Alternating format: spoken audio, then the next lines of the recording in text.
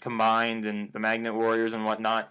So again, if you want to be a complete fanboy of Yugi, I recommend the gadgets. If you want to be a complete fanboy of a Tim or Yami, then I would use Magnet Warriors. But gadgets, they're pretty cool because if you get all of them out, then you can get Stronghold of the Moving Fortress out. Now, you could get this card out regardless. It's a good monster as a trap. It's got 3k defense. Pretty cool. Level 4, so cards like Burden of the Mighty won't really affect him that much. But if you have all 3 of the other gadget cards, red, green, and yellow, then Moving Guardian of the Fortress gains 3,000 attack points. So, therefore, that's really, really cool. 3k attack points. Why this card, or why Valkyrion over this card? This card's a whole lot easier to get out, especially if you're stalling, because then you just have a monster with 3k defense points and, possibly 3k attack points. So why Valkyrion? Because getting out the 3 gadgets are so hard unless you use Ties of the Brethren. And, I could get out Ties of the Brethren with these, because they all have the same type, they all have the same attribute, and they all have different names. So, and level. So, I could easily get them out as well, and then if I have Valkyrion in my hand, then boom. Now, this card doesn't really have an effect when it's on the field, except for when it's sent to the graveyard. Or no, I contribute it to then summon out the 3 Magnet Warriors. So I don't know why I exactly would do that, because why him over, or why these 3 over him? Probably if my opponent has a monster, then I could, that it can overpower Valkyrion. I contribute for some defense points, but then I just wasted Valkyrion. So anyway, that's why I have Ties of the Brethren. Call of the Haunted, pretty obvious, especially if I discard cards like Dark Magician or Gaia or Fusion Summon, then I could easily Call the Haunted into those monsters as well. And I could also Call the Haunted into like level 5 or one of the other silent monsters, and then level up into level 8 or level 7.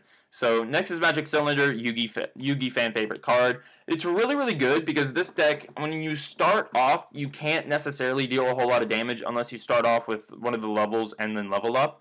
So, this card will help you inflict damage to your opponent a whole lot quicker, especially first turn if they get a monster with 2k attack or more, then that's less than 6,000 life points.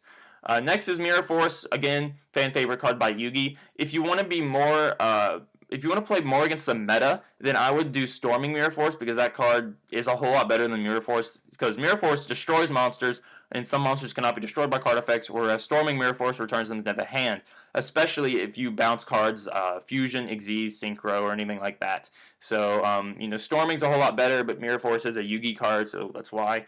Spellbinding Circle, again, I was debating this card because Spellbinding Circle was the original equipped trap card, in my opinion, probably other than Kunai with Chain.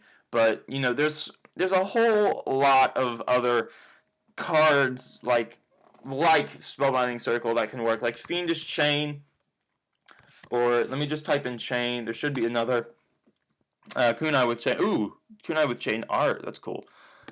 Let's see. There's got to be more. Blast with Chain was a really good one.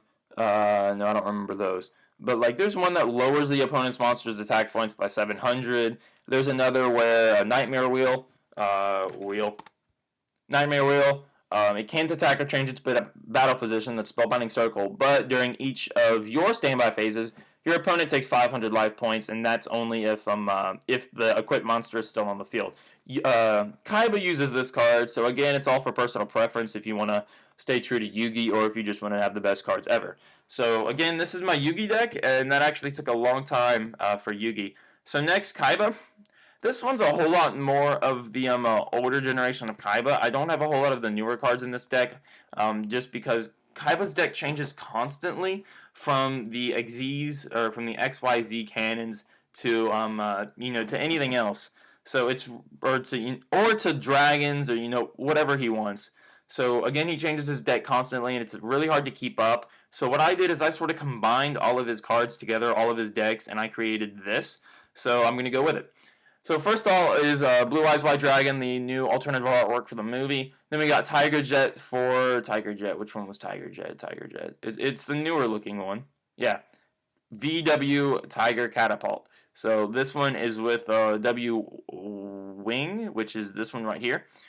So yeah, and these are all Union cards as well. So Unions are pretty weird, but if you've played the older generations of Yu-Gi-Oh, then Unions, So there's so many different cards though that are there's so many different cards that are out now that replace Union.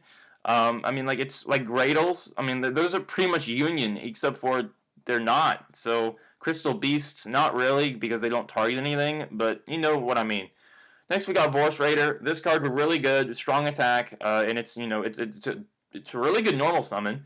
So yeah, that's not really a whole lot to say on Vorse Raider. X Cannon Head just because it's a Kaiba card and it goes with the fusions. Blue Eyes Shining Dragon. I wanted to stay true to the anime. That's why I put this card in here. It's a really powerful card if you can get this out. Although the only way you can get this out is if you tribute Blue Eyes Ultimate Dragon, which you need to poly with the other 3 Blue Eyes. So it's pretty difficult to get out because most people want to get rid of that Ultimate Dragon ASAP because it's so strong and it doesn't have an effect. Therefore, it can't be affected by cards like Divine Wrath or Fiendish Chain. So, how to get rid of that Ultimate Dragon? Play Regeki, play Dark Hole, anything like that. So, Shining Dragon doesn't need to get out before then. But what does Shining Dragon do?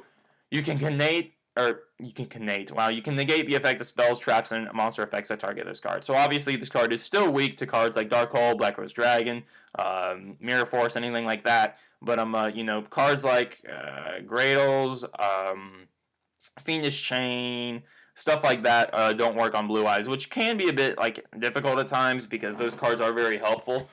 So next we have Desferal Imp. Kaiba does use this card. When it's flipped, you can target 1 card in your graveyard, shuffle it into your deck. So, if your opponent Solemns or something if